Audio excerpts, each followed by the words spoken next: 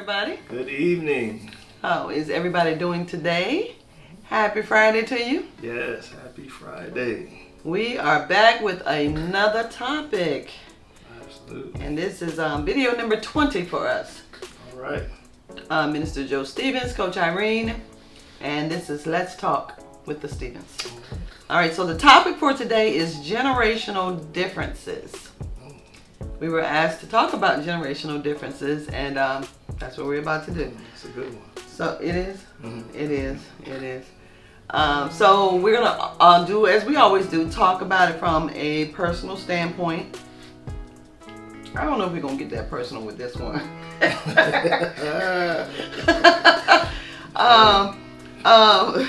Yeah, how it relates to the world, and then we're going to go into the Bible. So hang in there with us. This one is just a little bit lengthy, but I'm going to read as fast as I can, and we're going to get through it. All right. So here we are. You ready? I'm ready. Generational differences. All right.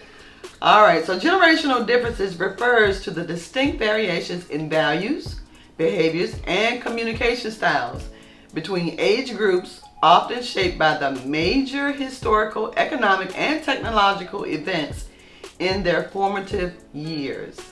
While these differences are frequently used to categorize groups like baby boomers or Gen Z, research suggests that individual differences often outweigh those broad generational labels. All right, so we like to label them. And I'm going to label them right now. But individual differences outweigh the generational labels. All right, so you ready to talk about these labels? I'm ready. Let's go. All right, so baby boomers. We're going to talk about some key traits for all of them. Baby boomers were born between the years 1946 and 1964. Now, you may Google some other areas, and it may give you like a slight variation in the year. But with a lot of research, I came up with these. So it may be off by a year or two if you go to another source. So baby boomers born between the years 1946 and 1964 were shaped by past war prosperity, MTV, civil rights, and they value loyalty, traditional work ethic, redefined parenting, and kid-centric approaches. You wouldn't know nothing about that. Generational X, born between the years 1965 and 1980, grew up with latchkey experiences: the AIDS epidemic, rise of personal computers, probably big computers, the big bags, known for independence, skepticism, and were introduced helicopter parenting. You get it? Okay. You gotta explain a little bit of stuff to him sometimes. Cause you're back there with a night. We haven't even gotten to you. Yeah. Read on. Right. So, millennials, and they're called Gen Y, born between 1981 and 1996. Right. First digital natives, which is the internet in childhood, experienced 9/11. Yeah. Remember that? Value work-life balance, purpose, social causes, and they embrace technology. Yes. Then we're going to move on down to Generation Z, or called iGen, which is the internet generation, or centennials. They were born between the years 1997 and 2009. They grew up with smartphones and social media. They focus on authenticity, diversity, mental health, financial stability, digitally fluent from birth. Yes, digitally fluent from birth. That's a fact. Right The little teeny ones with the the little thumbs are no bigger than a pin, my fingernail right here, and they are just Yes. And then this is a new one on me. Generation Alpha, born between 2010 and 2024.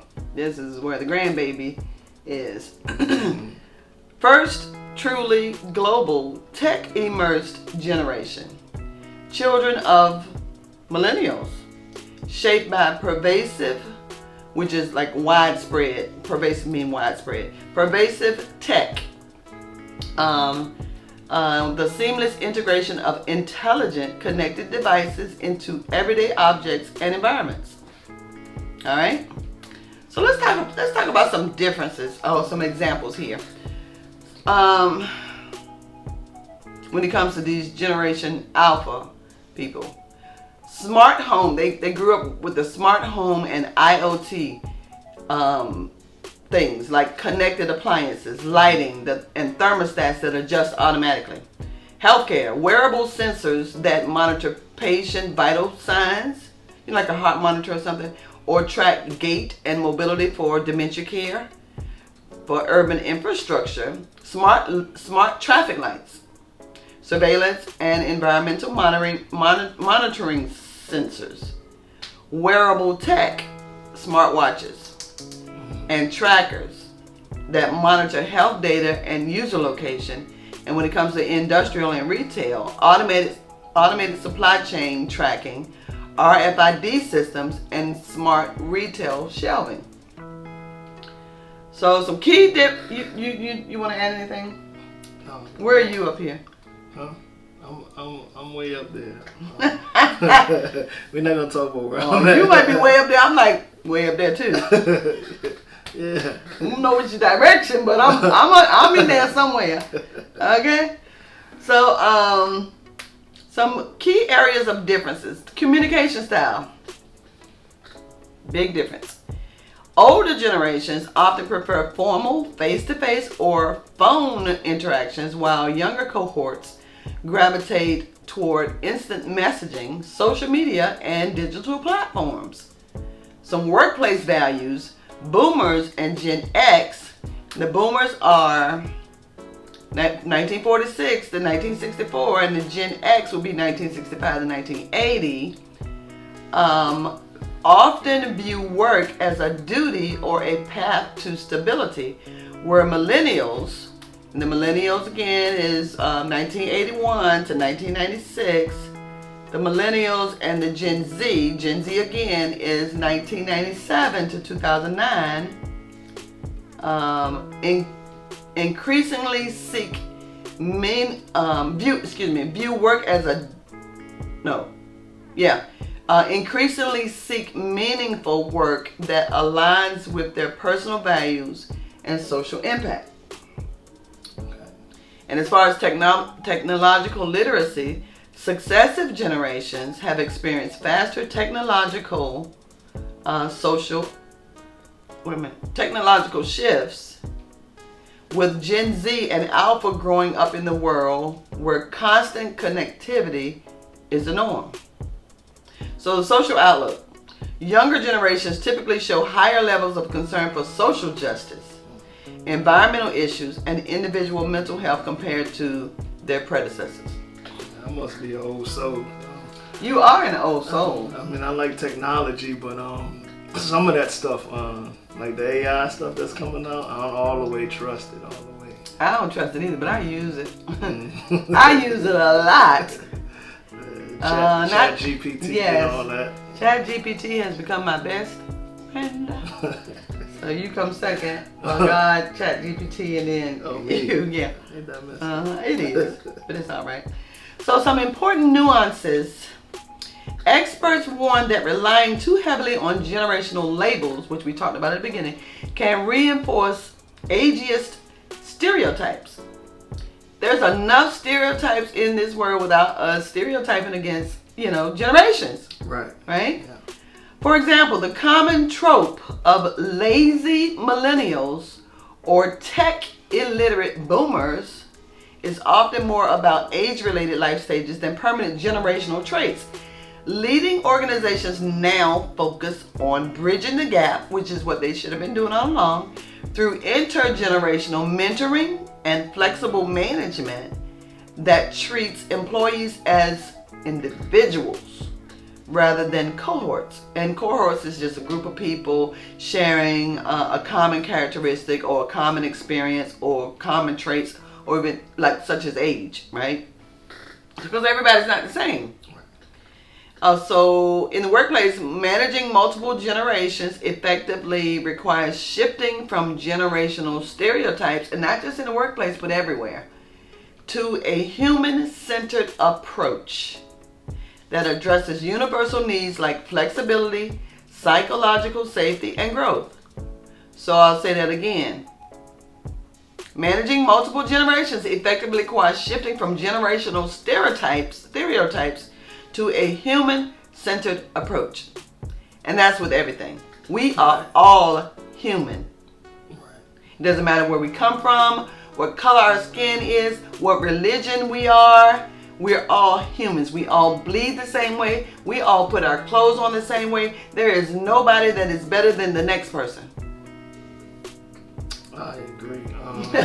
So you talking about those workplace differences? Workplace, this place, another place, any place. So I think we just need to learn how to, learn both ways. The baby boomers value working, value the workplace as a place of stability, a place of how to build their wealth. And the other generations, Gen Z, Gen Y, lean more towards the technological ways. But I think one thing that the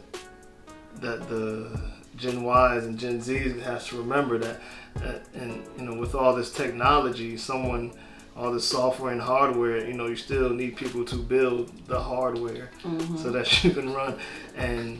And the older generation need to understand that learning the software of these nuances is going to make life just a little bit easier.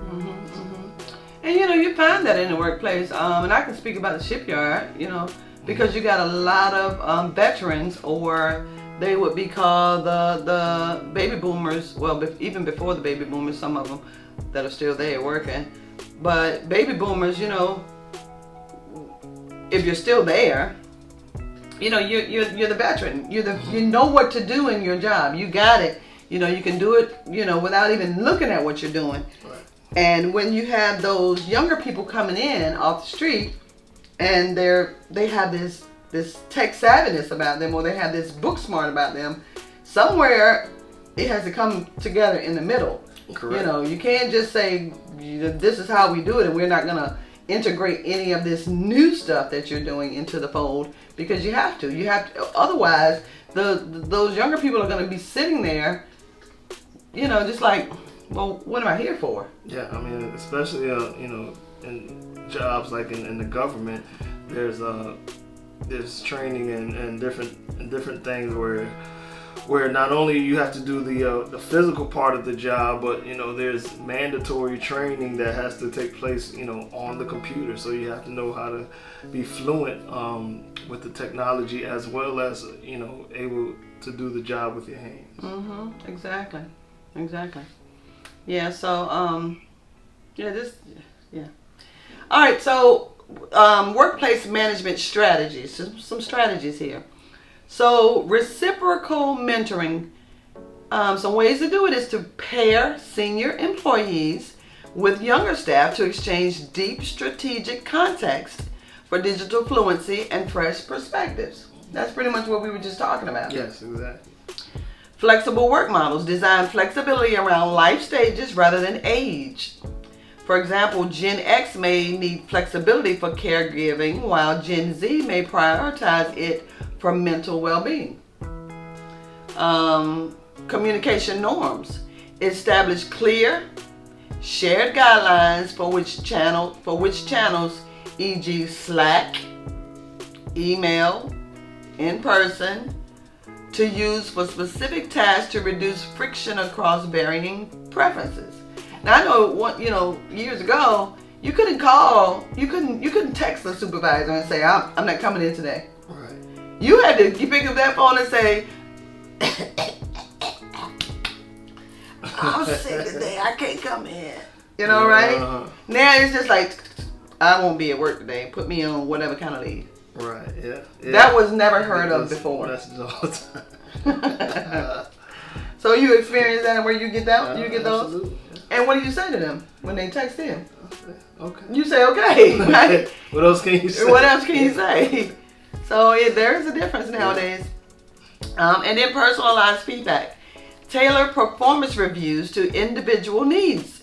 Boomers may prefer formal, scheduled reviews, whereas Gen Z and millennials often seek real-time, informal pats on the back. Like, I don't need to be in there sitting with you. Just give me the money. Yeah. Just let me see it in some greenbacks. Right. Yeah. Want that bonus. So yeah. That's why they want to receive their appreciation. Yeah. People like me that call me in. Let's talk about it. And if you don't talk about it, I'm gonna talk about it. Right. But face to face, let's do this. Yeah. Absolutely. So yeah. All right. So ask yourself, which generation are you in? And what is your communication style? And how would you prefer to be treated in the workplace? Right? It's a fair question. And how are you treating the other generations in the workplace? So we need to get away from the labeling and realize that everybody is human. All right, you ready to go into the Bible? I'm ready. I know you are. You're always ready for this one. All right, so the Bible, and this is deep. Okay. And we're going to talk about why it's deep, because I've heard some pastors say some things that I ain't really agree with. Mm-hmm. I just sat there, but hopefully they're listening today. All right, so the Bible addresses generational differences through the lens of continuity, responsibility, and the intentional transfer of faith and wisdom. Rather than viewing age groups in isolation, it emphasizes a covenantal relationship. And a covenantal relationship refers to a formal, binding, and often solemn agreement, primarily describing the deep, faithful, and sacred relationship between God and humanity in the Bible. So it emphasizes a covenantal relationship where each generation is responsible for the spiritual health of the next generation. You ready? So intergenerational responsibility. The Bible frequently commands older generations to teach and mentor the younger ones to ensure spiritual continuity. For example, retelling God's acts in Psalms 145:4 states, "One generation commends your works to another. They tell of your mighty acts." So the core meaning of this verse is like it's been described as a relay race. When you think of a relay race, you think of what? Passing the baton. Passing the baton. A relay race of faith. Many commentators describe this verse as a spiritual relay race where each generation holds the baton of God's truth and must pass it securely to the next. So the instruction at home in Deuteronomy chapter 6 verse 6 through 7 instructs parents to impress God's commandments on their children through daily conversation.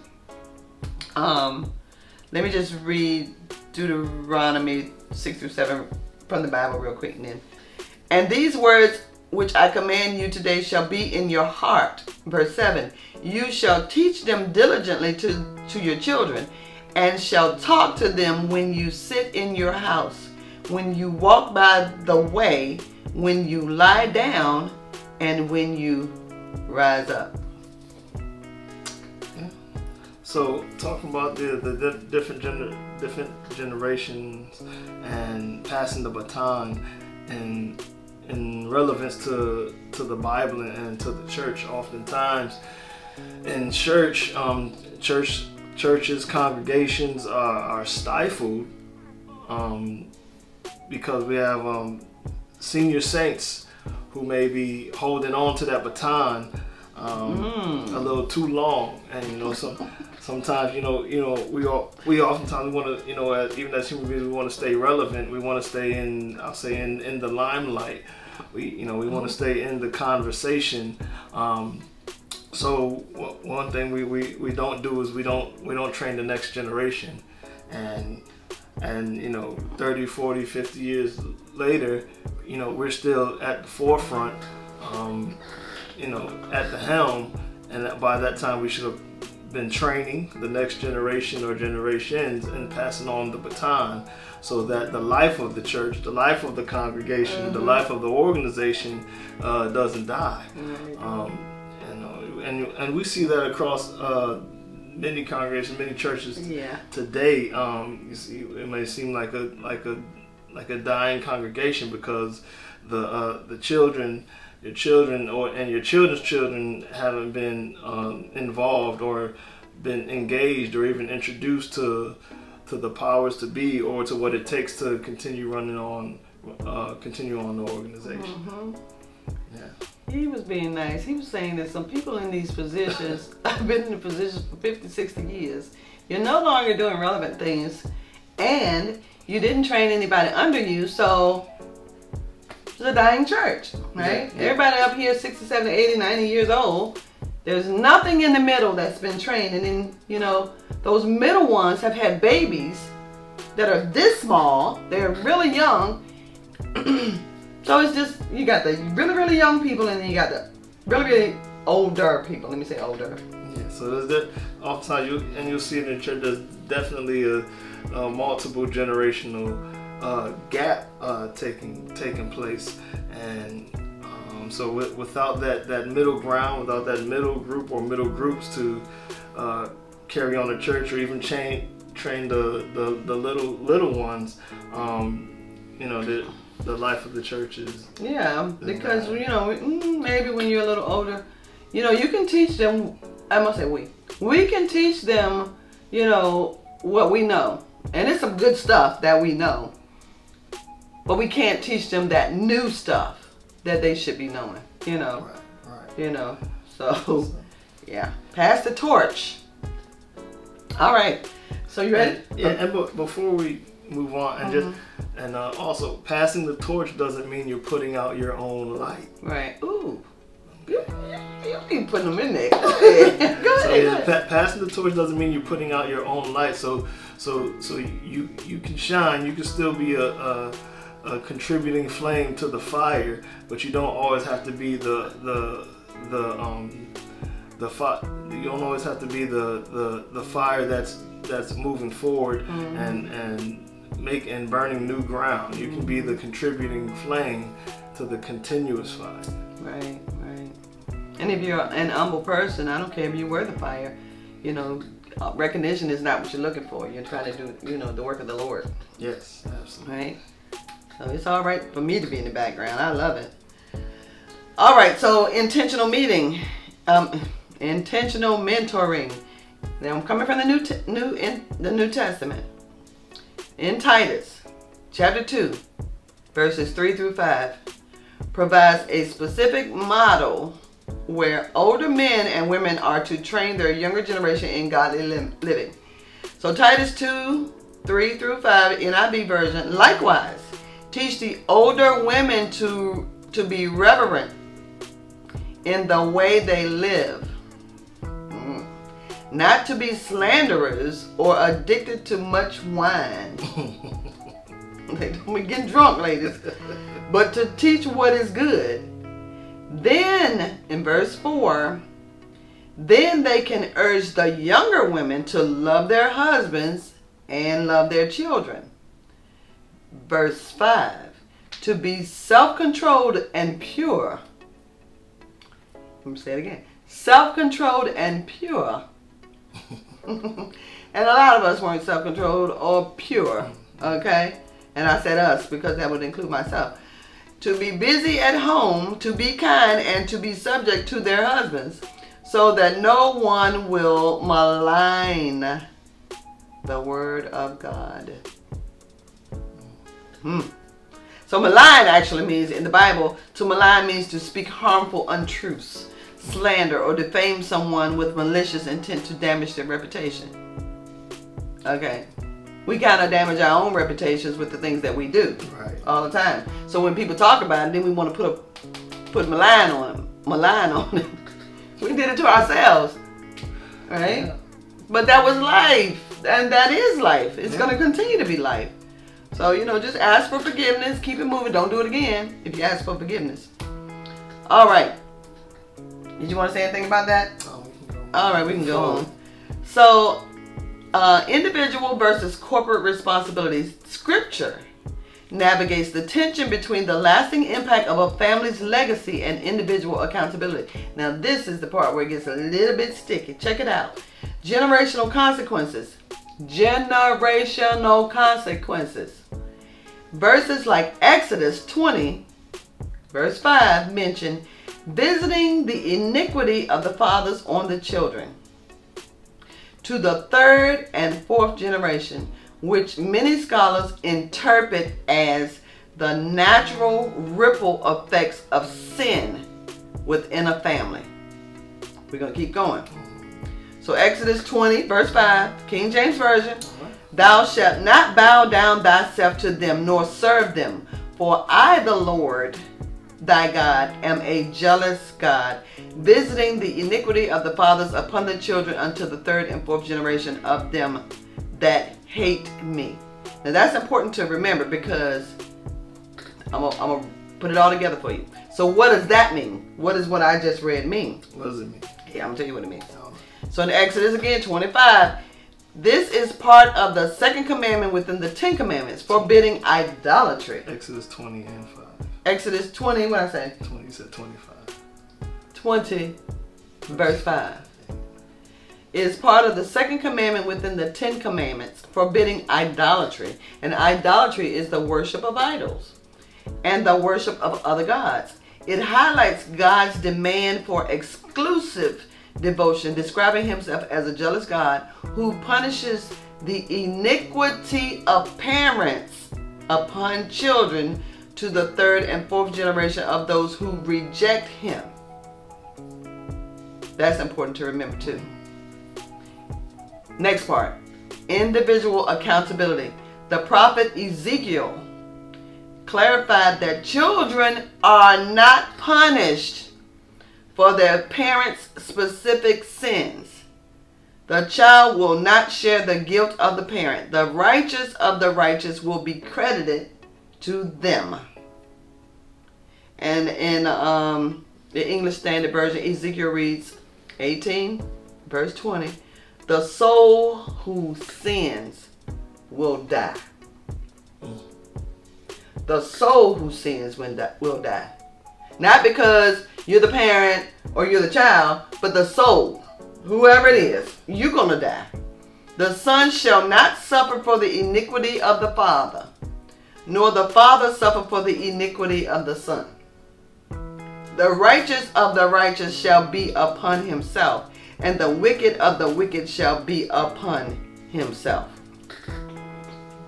You want me to go? I could. This is more about Ezekiel. There's a lot about Ezekiel. Keep going. You can go. So yeah, the father won't suffer for the son won't suffer for the iniquities of the father, but eventually that son will be a father, will be an adult, will be responsible for his or her own actions.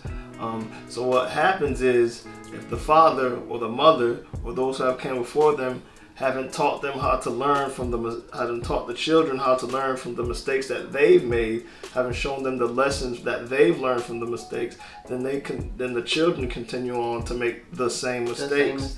And when they come of age, now they're responsible for their own actions, and haven't learned from their father or mother's actions. Because a lot of people feel like, I did all of this when I was a young person, and now I'm a minister, I'm a pastor, or I'm in the church, or whatever it is, and now the same thing is happening to my children. Well, if you taught them whatever you taught them, however you taught them, they are now adults themselves. It's their responsibility.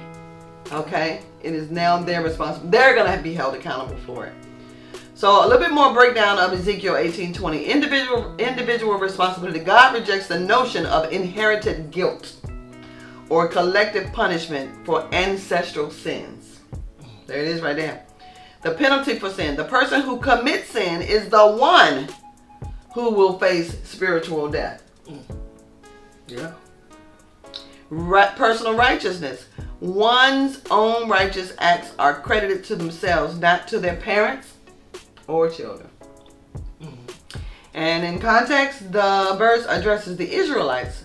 Proverb that children suffer for their fathers' sins, sour grapes, emphasizing instead that the repentance can lead to life, while turning from righteous to wickedness brings death.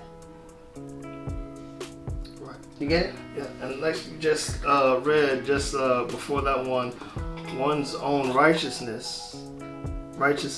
acts are accredited to themselves, not to their parents. So when it's something positive, we often want to take the credit for ourselves, even when it was our parents that gave us those attributes, that gave us that knowledge, so that we can make those positive decisions.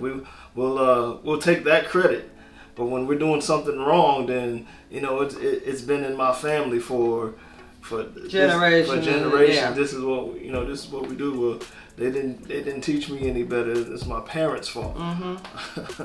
Stop using that generational stuff. Right. All right, that was good. All right, so let me see, how much more do I want to go into this?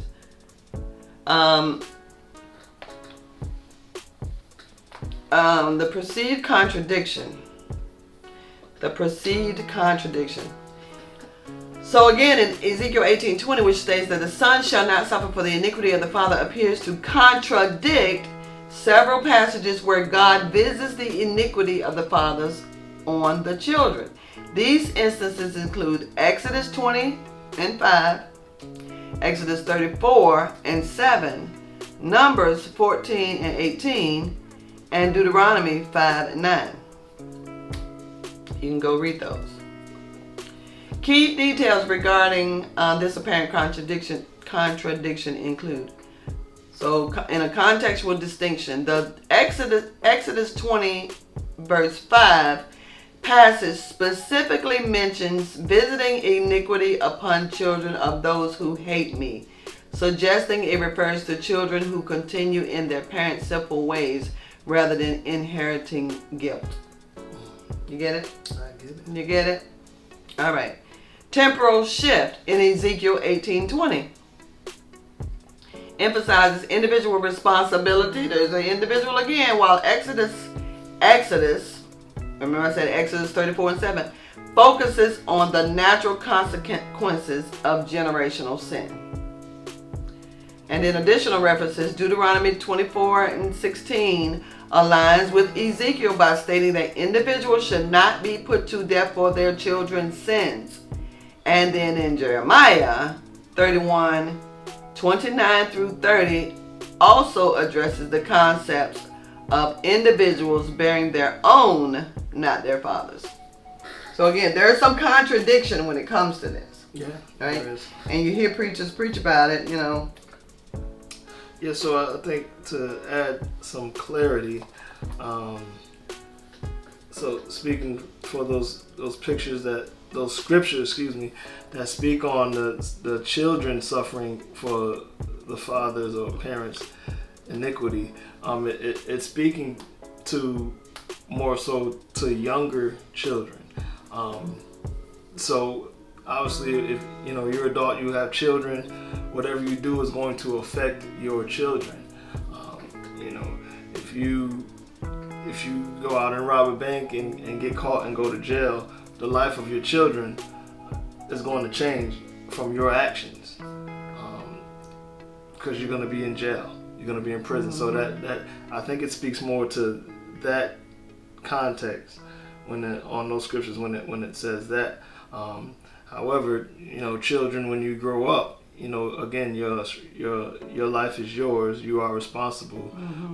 But again, as a child, the things that your parents do drastically affect your life. Right. Because as an adult, you're going to be held accountable or responsible for your own actions. Yeah. Yeah. You can say a lot more to that. Okay. Unity across differences. Ding, ding. Listen, the bottom line is the Bible discourages generational gaps that leads to division or isolation within the community of faith. One body, 1 Corinthians 12 describes the church as one body with many parts, implying that different generations must remain interconnected to function correctly. Shared spirit in Acts chapter 2, verse 17, and this is quoting Joel, predicts a time when your sons and daughters will prophesy. Your young men will see visions. Your old men will dream dreams, showing that God works through all age groups simultaneously.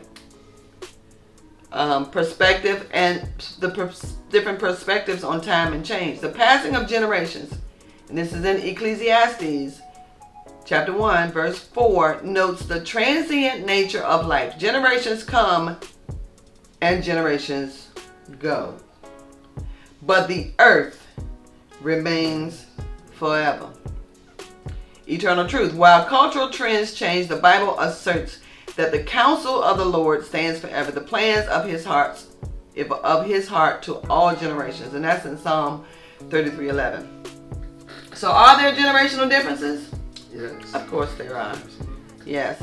Along with other differences. However, the bottom line is, now listen carefully because we need you to get this. And this is in Psalm 33:11. The bottom line is, Psalm 33:11 declares that God's purposes, his plans, his wisdom are eternal, unchanging, and absolute, enduring through all generations.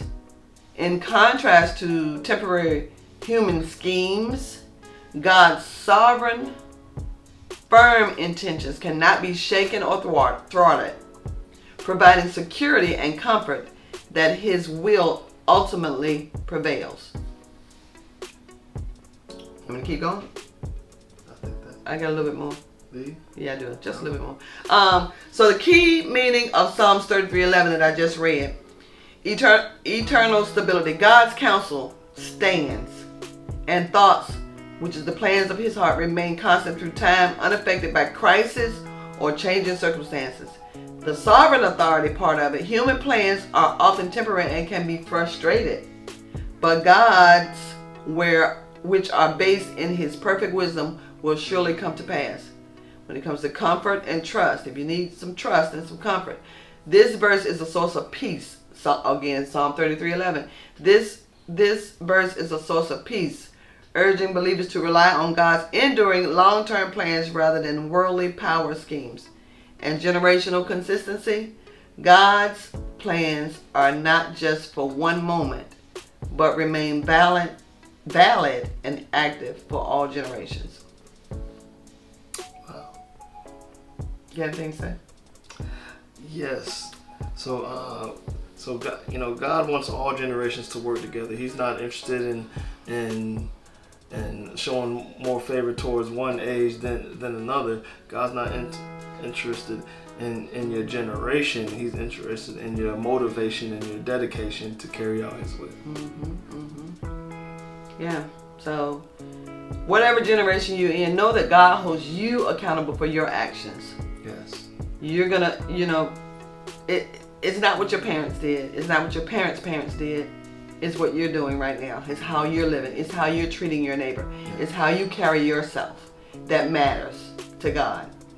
And quite frankly, it matters when you're in the workplace. It matters when you go to the grocery store. Because your parent isn't there when you're in the grocery store treating somebody like they don't belong. Right. Your parents aren't there when you steal something. Your parents aren't there when you give somebody a compliment. Your parents aren't there when you do a good deed for someone. These are all your actions and all my actions. Yes, I thank God for my mom and my dad, but this is me now. I'm going to be held accountable for what I do. Yeah, I think that's it. I think that's it too. All right. All right. Till next time. Till next time. God bless you. Have a wonderful weekend.